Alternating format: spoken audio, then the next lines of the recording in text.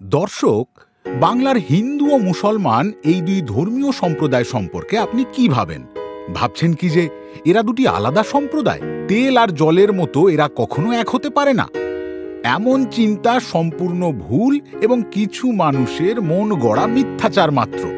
দর্শক, নিশ্চয়ই লক্ষ্য করেছেন, বাংলাদেশে এমন কোনো জেলা, উপজেলা বা অঞ্চল নাই যেখানে হিন্দু ও মুসলমান পাশাপাশি বসবাস করছে না।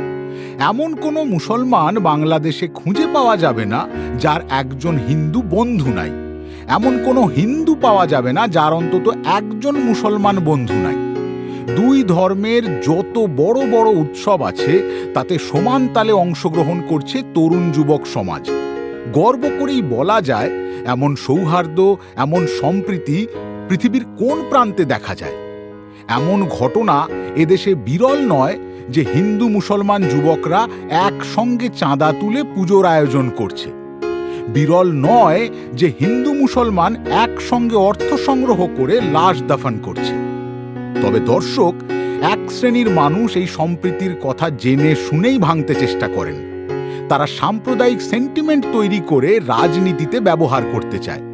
সেটা নতুন কিছু নয়, যুগের পর যুগ ধরেই হিন্দু মুসলমানের বিরুদ্ধে এই ষড়যন্ত্র আছে। কিন্তু একথা জোর দিয়ে বলা যায়, বাংলাদেশে হিন্দু মুসলমানের বন্ধন এত গভীরে প্রথিত যে হাজারো চক্রান্ত করে এই সম্প্রীতি ভাঙা যায়নি। এর প্রধান কারণ, ধর্মবিশ্বাস ভিন্ন হলেও সাংস্কৃতিক ঐতিহ্য এক ও অভিন্ন। একই গান, একই কবিতা, একটি সিনেমা, একই নাটকের তারা, একই দর্শক। ঐতিহাসিকভাবে এই দেশ যখন বহির্শত্রুর দ্বারা আক্রান্ত হয়েছে, তখন হিন্দু মুসলমান মিলেই তা প্রতিরোধ করেছে।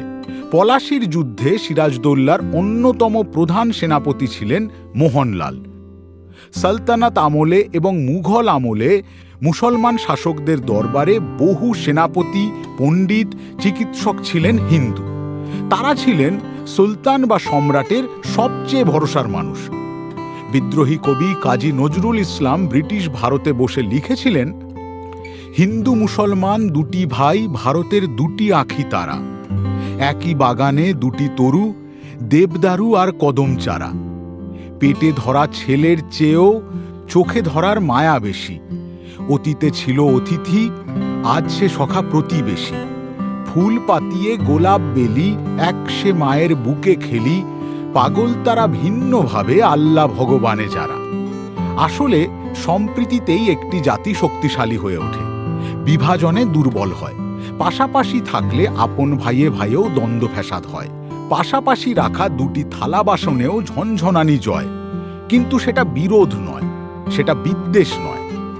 এজন্য কবি জীবনানন্দ দাশ লিখেছেন, জপে ঈদগাতে তসবিহ ফকির, পূজারি মন্ত্র পড়ে, সন্ধ্যা উষার বেদবাণী যায় মিশে কোরআনের স্বরে। কবি নজরুল লিখেছেন, মোরা একই বৃন্তে দুটি কুসুম, হিন্দু মুসলমান, মুসলিম তার নয়নমণি, হিন্দু তাহার প্রাণ। এমন অসংখ্য উপলব্ধি রয়েছে কবি লেখকদের, যা বলে শেষ করা যাবে না। দর্শক, আপনি লক্ষ্য করলেই দেখবেন, কোথাও বিচ্ছিন্ন ঘটনা ঘটলে হিন্দু মুসলমান উভয় সম্প্রদায়ের সচেতন মানুষ একসঙ্গে সোচ্চার হয়ে ওঠে। হিন্দু মুসলমান ধর্মবিশ্বাসে পৃথক হলেও একই গ্রামের বাসিন্দা হয়ে তারা একই গাছের ফল খায়, একই নদীর মাছ খায় এবং একই ক্ষেতের ফসল খায়। একই সুর, একই দক্ষিণা বাতাস তাদের সমানভাবে আলোড়িত করে।